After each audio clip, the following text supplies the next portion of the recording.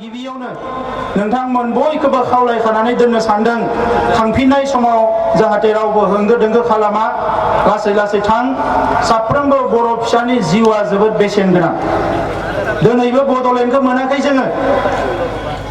जोङो थांनानै थानांगोन जोंनि आथिखालनि थाखाय जोंनि इयुननि थाखाय हाबा मावनो थाखाय हारिखौ दानो थाखाय हारिखौ जौगाहोनो थाखाय हारिखौ रैखाथि होनो थाखाय हारिनि माखासे गेना गोरोन्थि बायदिसिना थासारिखौ सुस्रांनो थाखाय साफ्रोमबो बर' फिसाया थांनानै थानांगोन आरो साफ्रोमबो बर' फिसानि जिउआ जोबोद गोनां बियो जि थाखोनि सुबुङानो जाथों हाजिरा मुजिरा मावनानै जाग्रायानो जाथों थेला रिक्सा सालायग्रायानो जाथों फिथा फानग्रायानो जाथों एबा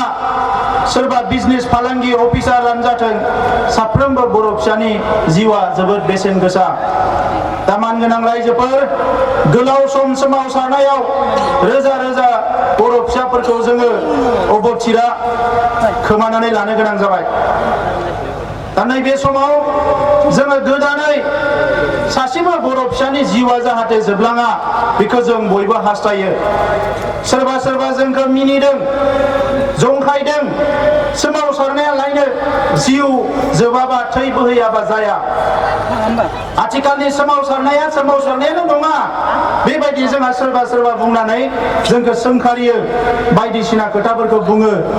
नाथाय मानगोनां रायजोफोर दुलाराय बर' फरायसा आफादनि सासे मावथि हिसाबै जि समाव आङो आफादगिरि नङामोन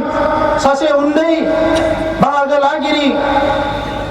बिग्रायखांनाय सोमावसारनायखौ मोजां मोनगिरि सासे मानसि हिसाबै आं उन्दै समनिफ्रायनो नुबोबाय आरो भारतनि गुबुन गुबुन सोमावसारनायफोरखौ नुबाय भारताव थै होआलासिनो जिउ होआलासिनोबो रायजो जादों जुदि बे भारत हादरावनो थै होआलासिनो जिउ होआलासिनोबो रायजो जादोंब्ला 5,000 सुबुंनि जिउ गारनानै बर'फ्रा मानो मोना बे आंनि सोंलु 20,000 सुबुङा जेल जानानै बर'फ्रा मानो मोना बे आंनि सोंलु मानो गावनि हादोरावनो संबिजित थासेयावबो गासैबो मोनथायनि बाथ्राखौ संबिजिताव लिरनाय थासेयावबो मानो जोङो जिउ गारनांगो मानो जोङो थै होनांगो मानो जोङो बेंगुरा जानांगो मानो जोङो धन सम्पति खोमानानै लानो गोनां जागोन मानो जोंनि आइजोफ्रा जिनाहारि जानो गोनां जाखो बे जाबाय आंनि सोंलु दा मानगोनां रायजोफोर जों बयबो मिथिगौ बे भारतआ आथिखालाव 130 कौटि मानसि थानाय मोनसे हादोर आरो जोंफोरबायदि उन्दै उन्दै हारिफ्रा गोबां समाव मालायजों गादब जानाय थगाय जानाय नासयनाया बे माने सोलियै बाथ्रा नङा बेयो सोलिनायनो बाथ्रा नाथाय बिदि होननानै दिनै अराय सम जों मालायजों थगायजागोन सोबख'जागोन गादब जागोन बे मालाबाबो जानो हाया आरो बिनिनो बिदिन्थिया बर'फोरनि सोमावसारनाया जे मोनसे गोथों लामाजोंनो फैगासिनो दङ बिनि बिदिन्थिया जाबाय बिएससि दानाय बिटिसि दानाय बिएससि आरो बिटिसिखौ मानो सोरजिनो गोनां जादों मानोना बेवहाय जुक्ति दङ बेवहाय लजिक दङखायनो जुक्ति दङखायनो जास्टिसखौ बिथांमोना होनो गोनां जादों आरो दिनै आलादा रायजोखौ जे जों बिदों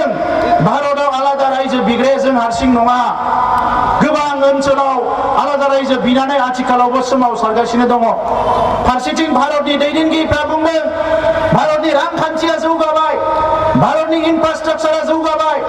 भारतनि सोलोंथाइया जौगाबाय भारतनि बायदिसिना बिथिङाव जौगाबाय नाथाय बेराफारसेथिं नायोब्ला नुगोन दाबो भारताव 40 कौटिसो मानसि दङ बे 40 कौटिसो मानसिया सानसेयाव बोथिनै ओंखाम मोजाङै मोनजाया न' बां मोजाङै लुना लानो हायाखै थानो हाया मोजाङै बिसोरनिसिम डाक्टार सहैया बिसोरनिसिम नांगौ बायदि सोलोंथाइया सहैया लेखाया सहैया बैसोर रायजो जाग्रा ओनसोलाव दाबो लामा गैया कारेन्ट गैया बेबायदि गोबां ओनसोल दङ दा बिनिखायनो जेंना दङखायनो सोमावसारनाय जेंना दङखायनो बिग्रायखांनाय जेंना दङखायनो जांख्रिखांनाय आरो बियो मालाबाबो गोरोन्थि नङा बे गोरोन्थि लामा जानो हाया दा नंखायनो आं गिबियाव माखासे दैदेनगिरिफोरखौसो खावलायनो सानदों जों बयबो मिथिगौ साधारन सासे बर' मानसियाबो मिथिगौ गावसा गावसि सावस्रिजों जेबो मोना खौसेजोंसो मोनो नंखायनो बै बड'फा उपेन्द्रनाथ ब्रह्मनि आलादा रायजो सोमावसारनाय समनिफ्रायनो मोनसे स्ल'गान मोनसे दाबो सोलिगासिनो दङ बड'स अफ दा वर्ल्ड इउनाइट बुहुमनि बर'फोर खौसे जा खौसेबा थांगोन गावस्राब्ला थैगोन जोङो बयबो खौसे थानांगोन बेराफारसेथिं सोरबा सोरबा बुंदों बावैसो मैया दाख्लैसो फोथाराव गसंनानै हब्रा हब्रा लेक्सार होनानै थांबाय आरो हरै माने बायदिसिना जायगाफ्राव गसंहैनानै बुंबाय आरो सोमावसारनायनि दरखार गैला जेंनाया ओरैनो सुस्रांजागोन आं सोंनो लुबैयो सोमावसारालासिनो बर'फ्रा मा मोनदों सोमावसारै सारै दिनै बिएससि मोनबाय बिटिसि मोनबाय सोमावसारसेयावबो दाबो कार्बि आंलंनि बर'फोरखौ जोङो हिल स्टेटासाव लाबोनो हायाखै बिटिसि सुक्तियाव लिरनाय थानानैबो बर' मिडियामनि थाखाय सेपारेट डाइरेक्टरेट मोनसे सोरजिनो हायाखै सोमावसारसेयावबो स्कुल कलेजाव मास्टार थिसननांगौ सोमावसारसेयावबो हायाखै लेखा दिनै नांगौ समाव मोना सोमावसारसेयावबो हायाखै रेडिअ सेन्टार टिभि सेन्टारफ्राव बर'नि समा बारायनांगौ होननानै आसामाव बुंबाय सोमावसारसेयावबो हायाखै दिनैसिम जोङो सोमावसारसेयावबो हायाखै बर' रावा आसामनि अफिसियेल राव जानांगौ बियो दिनैनिफ्राय 40-50 बोसोर सिगाङावनो आसाम सरकारा अर्डार होखानाय आसाम सरकारनि पलिसियाव हाबखानाय दिनैसिमबो आसामाव सोमावसारसेयावबो बर' रावखौ अफिसियेल राव हिसाबै बाहायजायाखै दाबो बाहायनो हायाखै दा अब्ला जों मा खालामगोन सोर बुंनो सानदों सोमावसारालासिनो जागोन नाथाय सोमावसारनांगोन जेंना सुस्रांनायनि गिबि लामायानो जाबाय सोमावसारनायनि नैथियाव जागोन सावरायनायनि थामथियाव जागोन सलुसन दिनै एनडिएफबिआ मोनसे समाव सिलाय लानानै गिलु बालु सोमावसारबाय फायखि हान्जाफोरजों जुजिबाय गावसोरबो थैनो गोनां जाबाय सुथुरखौबो बिथांमोना दिनै माखासे खिथेर होखारनाय बायदियै साजा होबाय बेबायदि लामाजों फैनो गोनां जादों बिएलटिआबो बै समाव जोंनि जोहोलावफ्रा गावथार जाबाय बिथांमोनाबो माखासे एक्सन लानो गोनां जाबाय बिनि उनावसो सावरायनाया जादों दुलाराय बर' फरायसा आफादनि बै समाव राजालामा दिल्ली दिसपुर बेसेबांबा गिलु बालु सोमावसारनाय भलेन्टियार फर्सनि सोमावसारनाय बिनि उनावसो सावरायनाया जादों बिनि उनावसो सलुसना जादों दा नंखायनो दाबो लामाया बेनो दिनै जुदि ओरैनोबो जोंनो जेबो होनो गोसो गैखाया आरो बे समाव जुदि जोङो गावनि गोसोखौ लोरबां दिन्थियोब्ला गोहैलो दिन्थियोबा गोसो गैयै बायदि दिन्थियोबा कमप्रमाइजिं एटिटिउडखौ दिन्थियोबा मालाया मिथियोबा बिसोर गंलाय हासिगोन अब्ला जोंनो जेबो होनाय नङा रायजोफोर जेबो होनाय नङा सुथुरा दाबो गोख्रों बेवहाय जि मावो गावसोरनिनो मावो दिनै नोंथांमोना नुदों आसाम सुक्तिनि 2 नाम्बार दफा फारिलाइखौ बिथांमोना इमप्लिमेन्ट खालामनो नागिरदों दिनै आसामाव बेवहाय मा लिरनाय दङ हारसा मानसिफोरनि सिनायथि थामोन्था राव थुनलाइ राजखान्थि अधिकार गासैबो अधिकारखौ बेवहाय सुरक्षा खालामनांगौ होनना लिरनाय दङ दा बेखौ बिथांमोना इमप्लिमेन्ट खालामनो नागिरदों बेराफारसेथिं जोंहा मा जागोन दिनै जोङो सोमावसाराबा दिनै जोङो बिखुआबा दिनै जोङो गाबख'आबा दिनै जोङो खुद्रियाबा दिनै जोङो रागाखौ दिन्थिनो हायाब्ला जोंनि थामोन्था रैखाथिखौ सोर होगोन दा नंखायनो दिनैनि समावबो बिथांमोना जोंनि फारसे सानाखै आसाम सुक्तिया इमप्लिमेन्ट जायै सावनो गावसोरनो नांगौफोरखौ बाला सोरजिजोबना लाबाय शंकरदेब केलासूत्र बानायनानै लाबाय माबा आईआईटी मोनबाय गेस टेकार मोनबाय साख्रि बिराद मेरला होना लाबाय गावसोरनि सेंग्राफोरखौ दिनै बहाबा आईओसीआव थां गेस टेकाराव थां बबेबा बिआरपिएल अफिसफ्राव नायै थां गोबां जायगायाव नुगोन बिथांमोननि मानसिफ्रानो दिनै हाबजोबबाय बबेबा इउनिभारसिटियाव 99.9% बिथांमोना गावसोरनि साख्रिखौ होना लाबाय नाथाय जोंहा जेबो गैया दा बिनि थाखायनो नैबे समाव गोनो गोथो जानायनि आरो गोनो गोथो खालामनायनि सम नङा गोदोनिफ्रायनो रायलायबोदों नांगौबा आगानसे फासयगोन आगाननै दावखोगोन मालाबा आगाननै फासयगोन आगानथाम दावखोगोन नाथाय जोङो थाद'नो मोननाय नङा दा बे समा गोनो गोथोनि नङा आं रावखौबो मुं हमनानै बुंनो नागिराखै मानोना आंनि गोरबोआ थिना जोंनि गोसो गोरबोआव रावखौबो मुं हमनानै बुंनो थिना नाथाय साफ्रोमखौबो आङो खावलायनो सानो बर'नि दैदेनगिरिफोरखौ बर'नि खामानि मावग्रा मावथिफारियाफोरखौ जोङो खौसे जानो सोलोंनांगोन डिसिप्लिनाबो थानांगोन मोनसे संगठनाव मोनसे हारियाव डिसिप्लिन गैयाबा बे हारिया थेर बेथेर जायो दिनै बर' हारियाव डिसिप्लिना बोरै फैदों गोबां नाजाबोनो गोनां जादों गोदो जों उन्दै समाव नुदोंमोन जि समाव एबसुनि सोमावसारनाय भलेन्टार फर्स ओंखारदोंमोन सोरबा साफा सानै बर' सेंग्राफ्रा दाखाइट खालामग्रा सिखाव खालामग्रा दङमोन बुदब बुदाब खालामनानै सिदा खालामबोनायाव बर'फ्रा दिनै डिसिप्लिन जाबोदों एनडिबिनि सोमावसारनायाव गोबां जौ लोंग्रा मानसिफोरखौ सिदा खालामदों एबसुनि सोमावसारनायावबो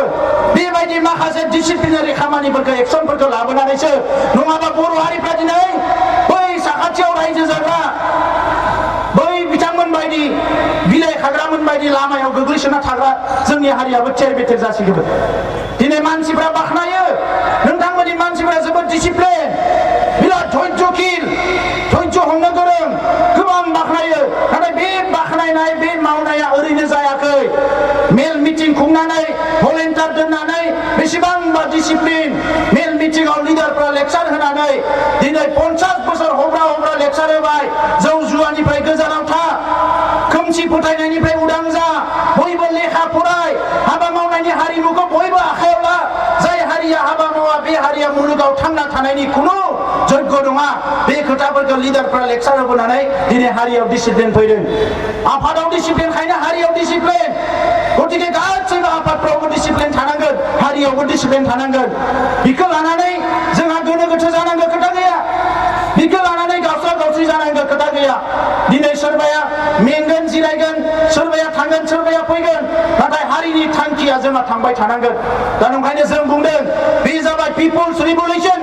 बे सोरबा लिडारनि जांख्रिथाय नङा बियो सुबुंनि जांख्रिथाय 50 बोसोर सिगाङाव जानो हागौ सोरबा सरन समर बिथांमोना पिटिसिनि दैदेननायाव पिटिसिनि सोमावसारनायखौ जागायदोंमोन दिनैनिफ्राय 40 बोसोर सिगाङाव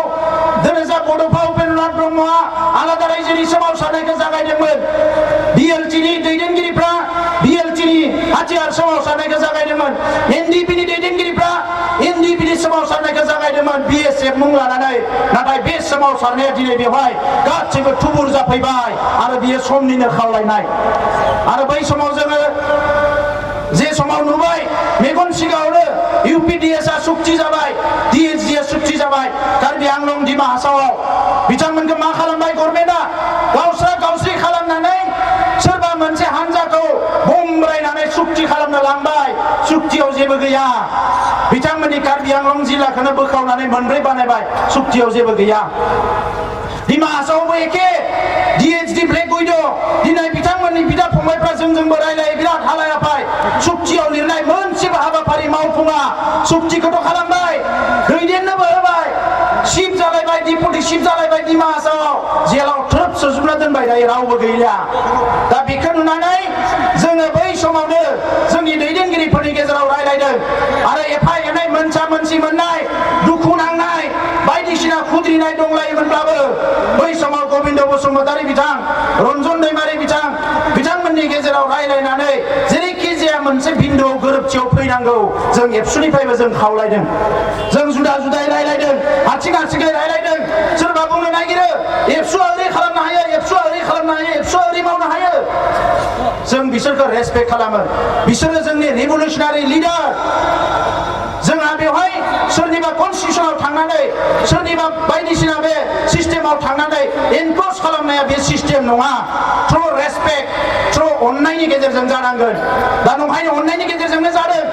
जेला रन्जन दैमारि बिथाङा जेलाव दङमोन बै समाव हमनानै लाबोनानै जों जेलाव थांनानै लोगो हमहैदों बिथाङा न'आव फैनायनि उनाव न'आव लोगो हमदों आरो with due honour with due respect and love जोङो खनले खनले रायलायदों बिनि उनाव बिथांमोनाबो गावबा गावनि गेजेरावनो रायलायदों जोंनि थांखिया मा आंजों सोरजोंबा पार्सनेल जिबनाव संख्रि बानलुनि नांलाय खमलाय जानोबो हानाय गोसो गोरोबलाय जानो हानाय लामा थाबायनायाव सोरबा आंनि आथिंखौ गाबथिंनानै सेन्देलनि फिथा बस'नो हानाय बेयो बारा गिदिर खोथा नङा जोंनि थांखिया मा थांखिया मोनसेल' बर' हारिया जास्टिस मोननांगौ बर' हारिया न्याय मोननांगौ आरो बिनिखायनो समनि खावलायनायखौ मान होनानै बिथांमोना मोनसे समाव गावसोर गावसोरनि दाबि सनद चार्टार अफ डिमान्डखौ मोनसे खालामबाय जाहाथे सरकारा जानला मानला खालामनो हाया। बिनि उनाव आरो रायलायबावबाय रायलाय गभर्नमेन्ट अफिसारफोरजोंबो जोंबो खनले रायलायदों एबसुनिफ्राय जे जि सलुसन जागोन बेवहाय जोंबो दङ ज' जानानै जानांगौ सलुसना आरो मोनसे सलुसन जानांगौ जि सलुसन जि जेंना सुस्रांनायजों फैगौ 50 बोसोर 100 बोसोर जाहाथे बर' फिसाफ्रा लेखा फरायनो गारनानै आबादथिलिखौ गारनानै रां खामायनो गारनानै संसार जानो गारनानै राजा लामायाव फैनो गोनां जाया बेबायदि मोनसे सलुसन खालामोब्ला जोंबो दङ होननानै जों सरकारनि मानसिफोरखौ दिल्लीयानो जा दिसपुरानो जा खोथा होबोदों। आरो बिनि उनाव फैयै नुबाय बिथांमोना गावसोरनो रायलायनानै सिजफायाराबो ज' जाबाय दानिया सिजफायाराबो ज' जाबाय दानिया थगायनायनि खुनु लामा गैला। दा नाथाय रायजोफोर दिनै जों बयबो नेदों मानोना सुक्तिनि नामाव सुक्ति खालामनानै 30 बोसोर पुलिस मिलिटारिजों गावथार जानाय माखासे नायगार जोंनि फिसाफ्रा बुलि जानांनाय न' बां सावजानाय जोंनि बिमा बिब'फ्रा खस्थ' मोननांनाय बेखौ जोङो जानला मानला हगारनो हाया। ओंखायनो सरकारा जेरै गेलेदों जोंबो गेलेनो हानांगोन जोंबो बिसोरखौ नारसिनो हानांगोन। नंखायनो जोङो नायबाय थादों जे बिथांमोना माला रुइनो गोनां जायो। नाथाय बे समावनो दुखुनांथाव सोरबा जोंनियानो ओरैबायदि माने जाबाय बड'लेण्डआ जानाय नङा बड'लेण्डआ जायोबा जेन'बा बेहा ओंखाम मोनजानाय नङा सोरहाबा ओरैबायदि दुखुनांथाव जों जोबोद दुखु मोनदों रायजोफोर। जों नेता नङा नेताबो जानो नागिराखै राजा मन्त्रि जानाया जोंनि थांखि नङा एमएलए एमपि जानाया जोंनि थांखि नङा। नाथाय जि जिनिसखौ बर' आइ आफा रायजो राजाया हास्थायदों खुदै मन'नानैब्लाबो बिखायाव आखाइखौ दोननानैब्लाबो एसे सान जे बे खोथाखौ बुंनाया लाब जागोन ना लस जागोन जोंनो मा नांगौ। दिनै नोङो सोरबा सासेया दिनै थाखा फैसा दङ राजखान्थिखौ गेलेनो गोरों दङ रोंदों 50 बोसोरबो राजखान्थिखौ गेलेनो हानाय बिनि ओंथिया बे नङा जे बर'आ गासैखौबो मोनजोब्बाय बे नङा। दिनै बर'नि अबस्थाखौ नायनांगोन। दिनै जोंनि जोहोलावफ्रा जेलाव थानांबाय बिसोरखौ जेलनिफ्राय बरननांगोन। दिनै रन्जन दैमारि बिथांजों माखासे दङ बिथांमोना दैदेनगिरि जाथिनि थाखाय सोमावसारदों बिथांमोनल' नङा आसामनि मोनफ्रोमबो जेलाव 30 जन 40 जन 50 जन बर' सेंग्रा सिख्लाफ्रा हाबनानै दङ। सोरनि बिब' सोरनि फंबाय सोरनि बिनानाव सोरनि बिमा बै न'खरफ्रासो मिथिगौ। दा बिसोरखौबो जों जेलनिफ्राय बरननांगोन गासैबो थासारिया सुद्रायनांगोन। बर' हारिनि सासेबो सुबुङा खस्थ' मोननांनाय बेबायदि थासारिखौ दोननो मोननाय नङा। जों मा लुबैदों बुहुमाव थांनानै थानाय साफ्रोमबो बर' फिसाया गावनि थामोनथा मोनथाय सिनायथि मान सन्मानखौ लानानै रायजो जानो हानांगोन जों बेखौसो लुबैदों। दा नंखायनो रायजोफोर आं बारा गोलाव खोथा बुंनो सानाखै जे नैबे समाव सलुसनखौ जों लुबैदों सरकारजों जोंबो रायलायदों सोरबा बाहेराव रायलायदों सोरबा सिङाव रायलायदों बायदिसिना रायलायनाया सोलिगासिनो दङ। जेंना सुस्रांनांगौ गोजौनिफ्राय नारसिननाय गेजेरनिफ्राय नारसिननाय जोंबो बेखौनो नायगासिनो दङ। जेंना सुस्रांनाया बबे लेभेलाव जानो थांगासिनो दङ बेखौनो जोंबो नायगासिनो दङ। नाथाय गभर्नमेन्टखौ एनि टाइम प्रेसाराव दोननो हानांगोन नारसिननानै दोननो हानांगोन जोंनि सक्तिखौ प्रदर्शन खालामनो हानांगोन जोंनि गोहोखौ दिन्थिनो हानांगोन जाहाथे बिथांमोनाबो साननो गोनां बाध्य जायो जे दिनै जेंना सुस्रांनायनि मुङाव जेंना सुस्राङोबा बर' दैदेनगिरिफोरखौ गेलेनानै जानला मानला खालामनायगिरिबा अरा जे गाबोन जोंफिनगोन अराव दैखौ लुना होयोबा बे बारा गोबाव थानाय नङा बना रानोबा आरो गाबोननो जे बना खामफिनगोन बे खोथाखौ बिथांमोनखौबो जोङो बुजायनो हानांगोन। सोरबा पार्सनेल मानसिफोरखौ लानानै बायदिसिना खोथा बुंदों जोंखौबो बुंदों सोरबा गामि लेक्सार हैदोंनो सोरबाया फैसा लाबाय सोरबाया ओरै खालामबाय आं गोदोनिफ्रायनो बुंबोदों दाबो बुंगोन नों थार मासियाव थानासो मालायखौ आसि दिन्थि मोनसे आसि मालायखौ दिन्थियोबा मोनथाम आसिया गावखौ दिन्थियो अराय सम गोसोआव लाखि रायजोफोर मोनथाम आसि मोनसे मालायखौ दिन्थियोबा नों गाज्रि होननानै मोनथाम आसिया गावखौनो दिन्थियो। आसिया नोंहा खाफाला मोजां गाहायाव मोनथामल' थाबाय 10टा थाबा 10टायाबो खिन्थु गावखौनो दिन्थिगौमोन। दा नंखायनो बर'नि जेंनाया खौसे अनलायनाय जुजिनायजों सुस्रांजागोन जोङो बेवहाय गोसो हमथालायनांगोन। दिनैनि बे हाबाफारिया सोरखौबा रायनाय सोरखौबा क्रिटिसाइज खालामनाय सोरनिबा मुं सुनायनि नङा बे हाबाफारि हाबाफारिया जाबाय आसाम आरो भारत सरकारनो मेसेज होनाय बड'लेण्ड जेंनाखौ सुस्रां नङाबा जों जिरायनानै थाया बे मेसेजखौ जों होनो फैदों दा नंखायनो रायजोफोर जोंबो हास्थायदों जे बर' आइ आफा रायजो राजानि जि थै आरो गोलोमदै खस्थ' खालामनाया ओरैनो थाङा मोनसे फिथाइ थायो जों बेखौ बयबो हास्थायदों दा नैबे समाव दाबिया बेनो जे बड'लेण्ड जेंनाया सुस्रां जानांगोन सानजानि सीमाया जेरैखि जाया बारायनांगोन सानजानि सीमा बारायाबा खुनु सुक्ति जानो मोना बेखौ रावबो एक्सेप्ट खालामनाय नङा आरो बेजों लोगोसे इउडिपिअ बिथांमोना बुंबाय थादों बर' कसारि जों बुंगोन बियो बर'आनो जानांगौ अट'नमास काउन्सिल गाबोन समफोर जेलानो जायो बियो बर' अट'नमास काउन्सिलानो जानांगोन जोङो बिथांमोनजों जोंजों जेबो डिफारेन्स गैया जोङो बेखौ बिथांमोना बिदों बिथांमोना बिटिसिनि बाहेरनि होनदों जों बुंदों बिटिसिनि बाहेरनि दानो बुंथ'नाङा गोदो गोदायनिनो दाबिया संकष्ट सदियासो सिमाखौ जोंनो फुसुंनानै लानाङा सिमाखौ जों नारनांगोन नङाबा दिनै जे गाबोन आलादा रायजो जायोबा माने जोंनि सिमाखौ अरनायनि आरो लामाया थानाय नङा जोङो सिमाखौ जेसेबां हायो नारलांखानांगौ गोदो गोदाय बे जोंनिनो रायजो खामोन जोंनि आबै आबौनिनो हा खामोन मालायनि हाखौ बियाखै जोङो दा बे मोननैया जानायजों लोगोसे कार्बि आंलंनि बर'फोरनि जेंनायाबो हाजोआरि ट्राइबेल जानांगौआबो जाहाथे जोबो जों बेखौ बयबो हास्थायो आं बेखौनो बुंबाय गोलाव सम बुंनो सानाखिसै আমি সরকারক এইখিনি কথাই কব বিচাৰিছো কি ভাৰত চৰকাৰে স্পষ্ট কৰি দিলে যেতিয়া জম্মু এণ্ড কাশ্মীৰ দুটা ইউনিয়ন টেৰিটৰি সৃষ্টি কৰিলে আমি যোৱা 50 বছৰে কৈ আহিলো সংগ্ৰাম কৰিলো গণতান্ত্ৰিকভাৱে গণ আন্দোলন কৰিলো সরকারক মেমোরেন্ডাম দিলো বহুত লানি ত্রিপাক্ষিক বৈঠক হল সরকারক আমি আপিল করিলো রিকোয়েস্ট করিলো বহুত কথা শুনালো কলো যে আমাক ন্যায় লাগে আমাক নিজৰ আত্মা সম্মান ভাষা সংস্কৃতি অস্তিত্ব লৈ জীয়াই থকাৰ কাৰণে এটা ব্যৱস্থা সৃষ্টি কৰি দিব লাগে বিএসসি গঠন হল আমার আশা আকাঙ্ক্ষা পূরণ হল বিটিসি গঠন হল আমার আশা আকাঙ্ক্ষা পূরণ হল আর আজি ভারত সরকারে কাশ্মীরের মানুহে নিবিচারিলেও তার দুটা ইউনিয়ন টেরিটরি গঠন করে দিলে আর তেখেতসকলে স্পষ্ট ভাষাৰে কলে যে কাশ্মীৰত দুটা ইউনিয়ন টেরিটরি এই কারণে গঠন করেছো আর্টিকেল 370 হাটাই পেলাই এই কারণে গঠন করেছো কাশ্মীৰত বসবাস কৰা প্ৰত্যেকজন নাগৰিকে নিৰাপত্তা পাব লাগিব পাকিস্তানৰ পৰা বাহিৰৰ পৰা যিবিলাক সন্ত্ৰাসবাদী আহে এই সন্ত্ৰাসবাদীবিলাক কাশ্মীৰৰ কাৰণে এটা ভাবুকি হৈছে যোৱা 72 বছৰে শান্তি পোৱা নাই শান্তি আনিব লাগিব উন্নয়ন পোৱা নাই কাশ্মীৰত যিবিলাক পইচা যায় এই পইচাবিলাক হয় উগ্ৰপন্থীৰ হাতত যায় নহয় নেতাবিলাকৰ হাতত যায় সাধাৰণ ৰাইজে একো নাপায় এই কাৰণে আজি তাত এটা সাংবিধানিক সালসলনি এমেন্ডমেন্ট কৰি পেলাই এটা ন্যায় দিয়াৰ স্বাৰ্থত দুটা ইউনিয়ন টেৰিটৰি গঠন কৰিছে আমি ওয়েলকাম কৰিছো ভাৰতৰ স্বাৰ্থত কাশ্মীৰৰ নাগৰিকসকলৰ স্বাৰ্থত শান্তি প্ৰতিষ্ঠাৰ স্বাৰ্থত মানুহৰ নিৰাপত্তাৰ স্বাৰ্থত উন্নয়নৰ স্বাৰ্থত যি কৰিছে আমি ওয়েলকাম কৰিছো কিন্তু ভাৰত চৰকাৰক আমি আপিল কৰিব বিচাৰো একে ন্যায় বড়োসকলক দিব লাগে আমি ইয়াতকে বেছি বিচৰা নাই আমার নিরাপত্তা লাগে আমার ভাষা সংস্কৃতি আমার ভূমির আমার অস্তিত্ব পরিচয়ের নিরাপত্তা লাগে আমি ইয়ার ভূমিপুত্র হয় আমি ভারতের প্রকৃত নাগরিক হয় খিলঞ্জিয়া মানুষ হয় এই হিসাবে আমাক সাংবিধানিক ন্যায় লাগে আমাক কনস্টিটিউশনাল জাস্টিস লাগে আমাক সাংবিধানিক সুরক্ষা লাগে এই কথাটোৱে আমি ভারত সরকারক কৈ আহিছো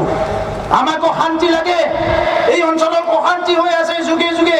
আমাকো শান্তি লাগে এই শান্তি প্ৰতিষ্ঠা কৰিব লাগে আমাকো উন্নয়ন লাগে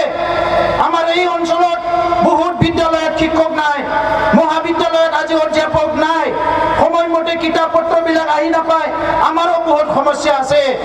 এই সমস্যাবিলাক সমাধান কৰিব লাগে আমাৰ হস্পিটালত ডক্টৰ নাই আমাৰ ৰাস্তা ঘাটবিলাক ভাল নহয় আমাৰো বহুত সমস্যা আছে আৰু এই সমস্যা সমাধানৰ একমাত্ৰ পথটোৱে ইয়াত যি ব্যৱস্থা আছে এই ব্যৱস্থাটো অধিক শক্তিশালী কৰিব লাগিব অধিক সমস্যাযুক্ত কৰিব লাগিব আৰু ইয়াত এটা অটনমি দিব লাগিব যাতে আমাৰ ফিউচাৰটো আমি মানে গঢ়ি ল'ব পাৰো আৰু সেই ব্যৱস্থাটো কৰাৰ কাৰণে যদিও চৰকাৰে চেষ্টা কৰিছিল বিএসসি বিটিসি গঠন কৰি এই আমাৰ আকাশ আকাংক্ষাটো আজিলৈকে পূৰণ কৰিব পৰা নাই এই কাৰণে ইয়াতকে অধিক আমি বিচৰা নাই বৰ্তমান কেন্দ্ৰটো বিজেপি চৰকাৰ ৰাজ্যটো বিজেপি চৰকাৰ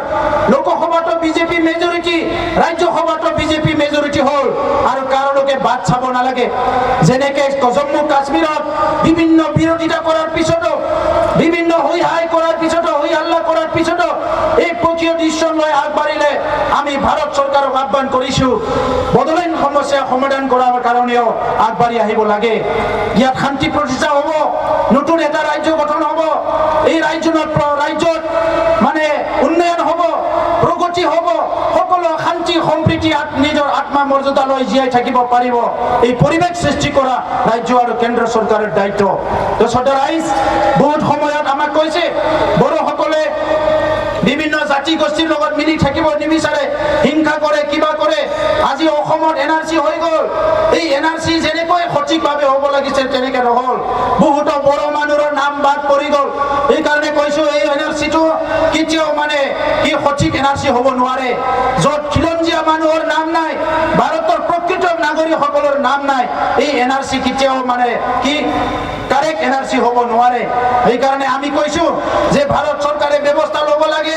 অতি শীঘ্ৰে যিখিনি ভাৰতৰ খিলঞ্জীয়া মানুহ অসমৰ খিলঞ্জীয়া মানুহ প্ৰকৃত নাগৰিক আৰু ট্ৰাইবেল মানুহবিলাকৰ নাম বাদ পৰিছে অতি শীঘ্ৰে এই নাম যাতে এনআৰসিত অন্তৰ্ভুক্ত কৰে